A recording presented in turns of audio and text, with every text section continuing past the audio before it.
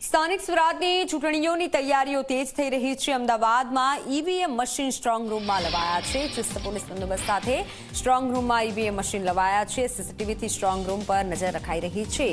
25 તારીખે strong room આરઓની હાજરીમાં ખુલાશે।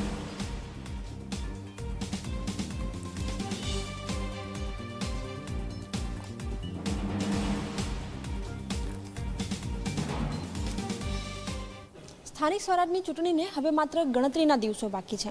લોકશાહીમાં ખૂબ જરૂરી છે કે જ્યારે પણ ચૂંટણીનું આયોજન કરવામાં આવે ત્યારે તેમાં પારદર્શકતા રહે અને એ માટેની જ તૈયારીઓ પ્રશાસન કરી પણ રહ્યું છે। ઈવીએમ સ્ટ્રોંગ રૂમ ખાતે લાવવામાં આવ્યા છે અને પોલીસનો ચાપતો બંદોબસ્ત પણ ગોઠવવામાં આવ્યો છે।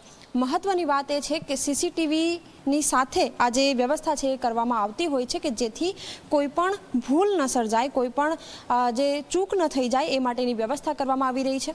25 તારીખે આજે ઈવીએમ ડિસ્ચાર્જ કરવામાં આવશે અને ત્યારબાદ અહીંથી જે જુદી જુદી ટીમ છે એ પોતાના બૂથ ઉપર ઈવીએમ લઈ જશે અને તમામ જે લોકો એ બૂથ ઉપર ઇલેક્શન માટે આવી શકે, ચૂંટણી માટે આવી શકે એ પ્રકારનું આયોજન કરવામાં આવી રહ્યું છે। હાલ દ્રશ્યો પણ આપ જોઈ રહ્યા છો। આજે ઈવીએમ છે એ સીલબદ્ધ રીતે બંધ કરવામાં આવ્યા છે અને તેમની બહાર પોલીસની જે વ્યવસ્થા છે તે પણ કરવામાં આવી છે। પોલીસ બંદોબસ્ત કરવામાં આવ્યો છે અને પારદર્શકતા વચ્ચે ચૂંટણી થઈ શકે એ પ્રકારનું આયોજન પ્રશાસન કરી રહ્યું છે।